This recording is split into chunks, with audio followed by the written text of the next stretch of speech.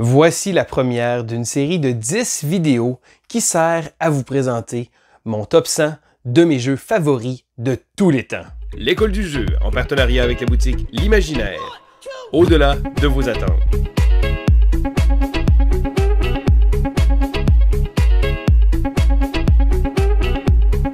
Bonjour et bienvenue à l'école du jeu, mon nom est Sylvain et on se retrouve aujourd'hui pour ma première vidéo officielle de mon top 100. Alors aujourd'hui, je vais vous présenter les positions numéro 100 jusqu'à 91. Et là, si jamais vous êtes curieux, hier, j'ai mis en ligne une vidéo qui expliquait un peu mon cheminement, donc la manière que je me suis pris pour faire mon top, mais également des mentions que j'ai placées, donc de jeux que j'ai bien aimés, mais qui ne feront pas mon top parce que je n'y avais pas joué assez. Et je vous ai également expliqué un peu quel serait mon top. Et si jamais vous n'avez pas vu la vidéo, je vous invite à aller regarder. Ciao!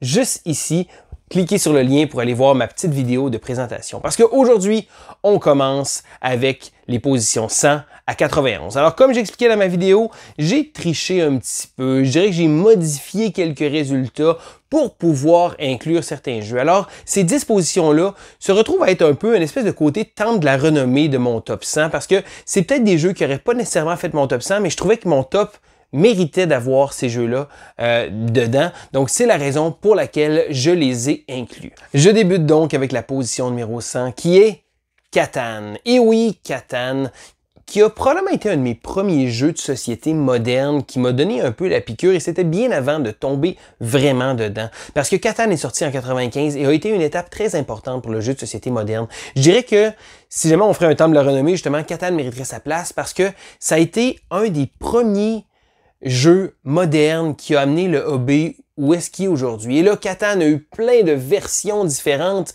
plein d'extensions ici et là, mais je pense que Catan, l'original, reste pour moi de belles expériences ludiques. C'est certain qu'il y a probablement beaucoup d'autres jeux que je voudrais jouer, mais je pense que Catan a sa place dans mon top.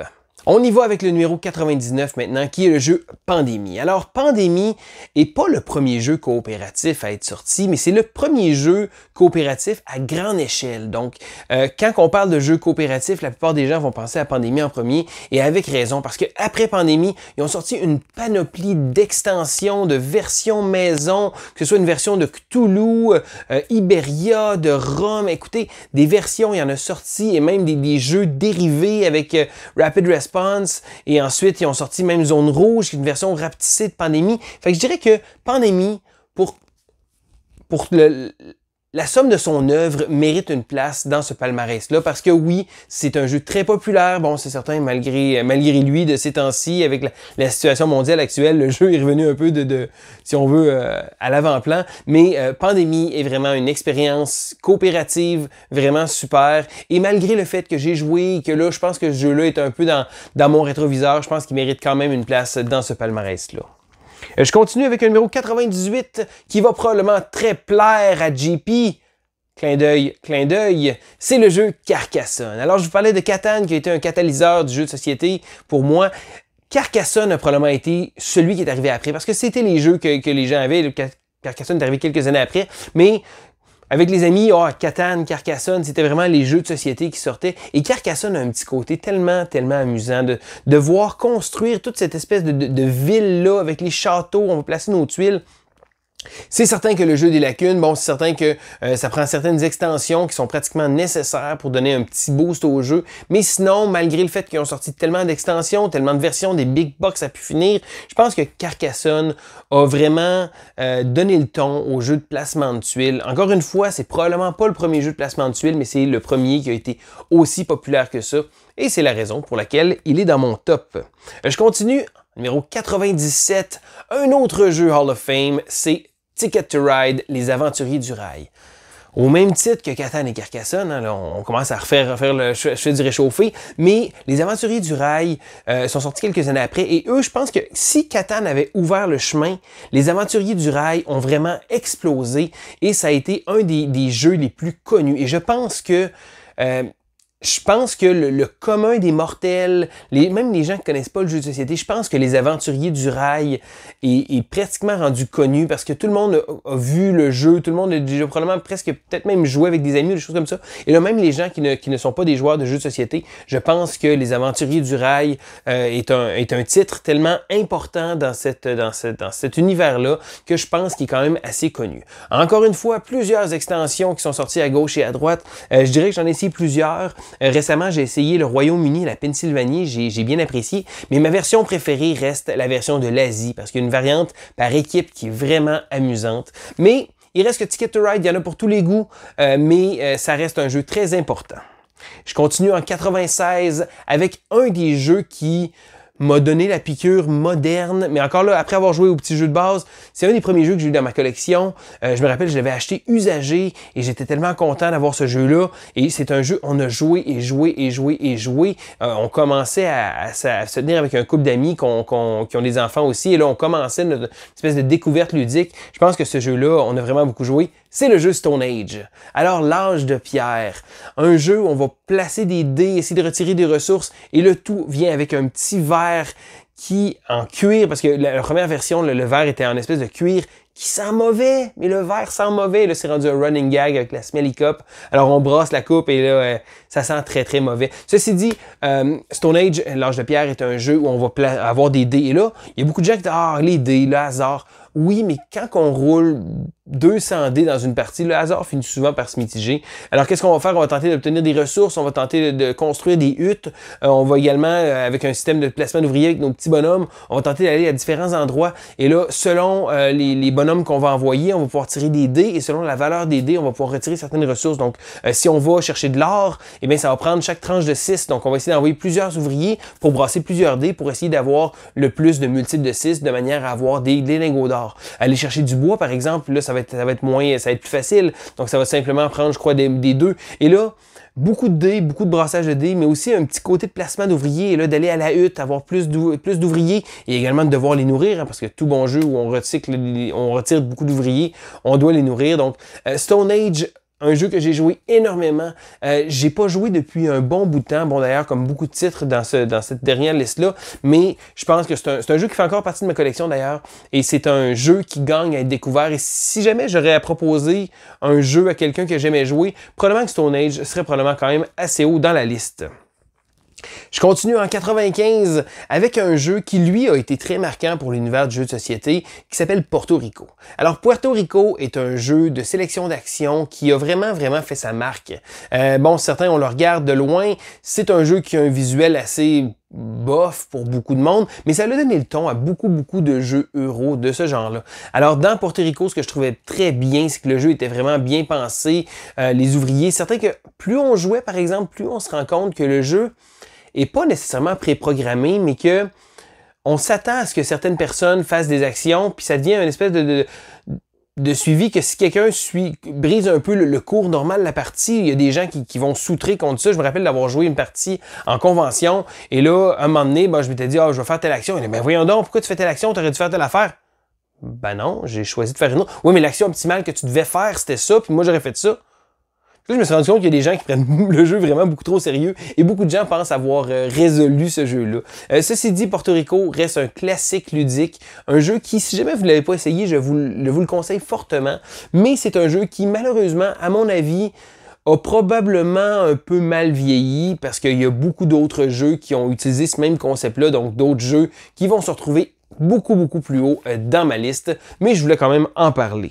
J'y vais en 94 et celui-là, c'est un jeu beaucoup plus récent, c'est la série Unlock. La série Unlock est vraiment une série de jeux amusants parce que c'est des salles d'évasion, donc des défis d'évasion, des escape rooms qu'on appelle en anglais, qui ont amené ça pour avoir une expérience à la maison. Et là, dans les Unlock, chaque boîte vient avec 3 scénarios. Les scénarios sont faits avec un appareil cellulaire qui va avoir une application, qui va avoir des puzzles, des choses comme ça. Et je trouve que le jeu est très rassembleur parce qu'encore une fois, c'est des jeux qu'on peut jouer avec des gens qui ne sont pas des gamers, pas des joueurs de jeux de société. C'est vraiment des belles expériences de groupe à avoir. Et je pense que la série Unlock, j'ai pas tout fait les boîtes. Je sais que mon collègue JP a vraiment là, lui, ça risque de se retrouver énormément plus haut dans son top. Moi, j'en ai fait un peu moins et je dirais que j'aime ces expériences-là, mais c'est surtout que Les gens autour de moi aiment ça beaucoup et pour moi, c'est ce qui me fuel, c'est ce qui me nourrit à vouloir sortir des jeux, c'est trouver des expériences qui vont être adaptées à chaque personne et Unlock se trouve être une expérience qui est adaptée à beaucoup de gens.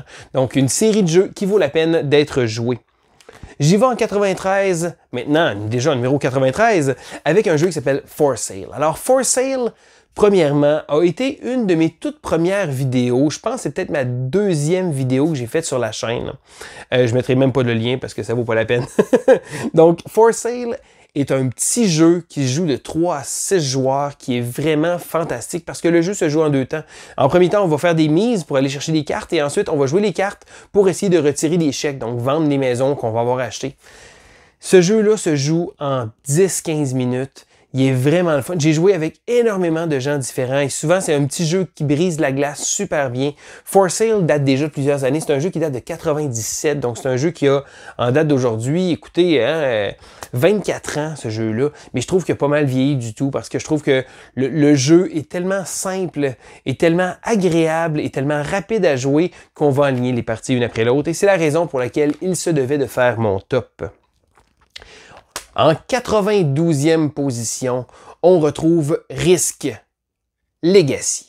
Alors, Risk Legacy prend le jeu Risk, que tout le monde connaît, je pense, et amène la petite sauce Legacy. Et là, quand je parle de le concept Legacy, bon, dans le futur, et après ça, après Risk Legacy, parce que Risk Legacy a été le premier jeu qui porte vraiment le nom, qui a été le premier jeu de campagne qu'on modifiait. Pour ceux-là qui ne savent pas, je fais un petit topo rapide. Un jeu Legacy, habituellement, c'est une série de jeux créés par Rob Daviau, entre autres, qui prenait un jeu connu et qui appliquait un élément de Legacy. Donc, on va faire une campagne, mais là, la campagne, c'est pas juste de faire une histoire.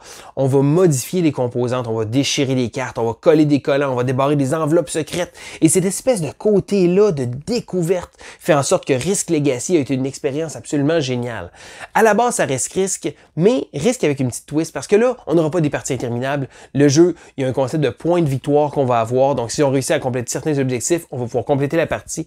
Et l'élément de découverte, de modifier, de nommer des pays, d'écrire notre nom, de laisser notre marque sur cela, je pense que c'est le jeu où on s'est probablement le plus ostiné autour de la table. Je pense que ma femme nous écoutait jouer et elle était découragée à penser qu'on se détestait, mais non, que voulez-vous, c'est Risk, c'est ça la guerre, c'est d'essayer de manipuler les autres. Et là, je pense que Risk Legacy, en plus d'être le premier Legacy, a vraiment une place très importante dans mon histoire ludique parce que c'est vraiment là que j'ai découvert l'espèce de plaisir qu'on peut avoir à modifier le jeu et pas briser le jeu parce qu'au contraire, on crée un jeu qui est absolument unique. Donc, Risk et Legacy.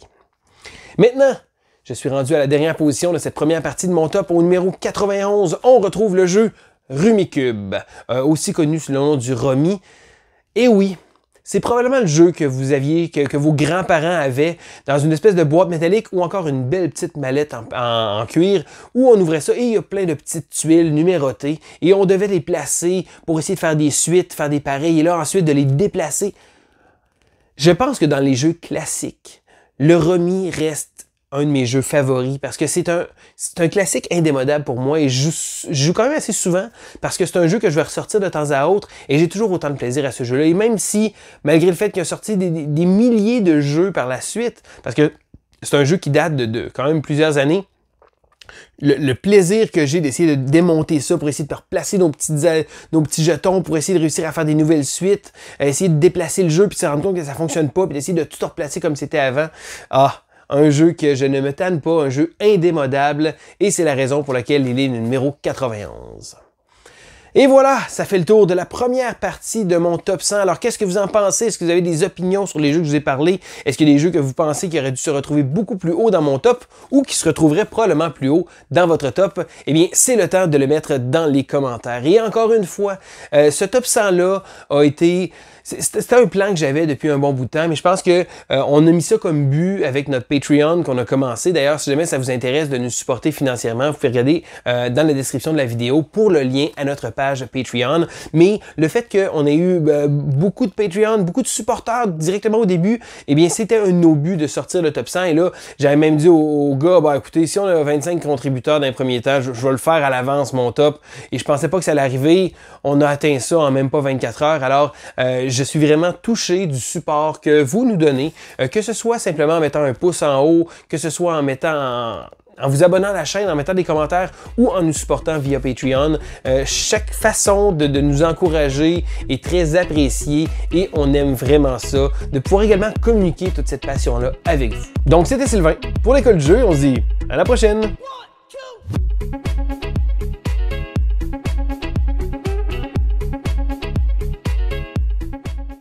Est-ce que vous voulez un spoiler pour ma prochaine liste? Ben non, va falloir attendre.